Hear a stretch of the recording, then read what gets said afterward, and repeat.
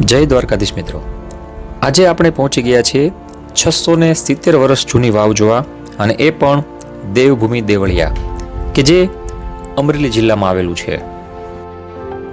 વાવની ઊંડાઈ લગભગ 60 થી 70 ફૂટ અને 42 ફૂટ ઊંડાઈ સુધી પથ્થર વડે બાંધકામ એવી આ અદ્ભુત વાવ.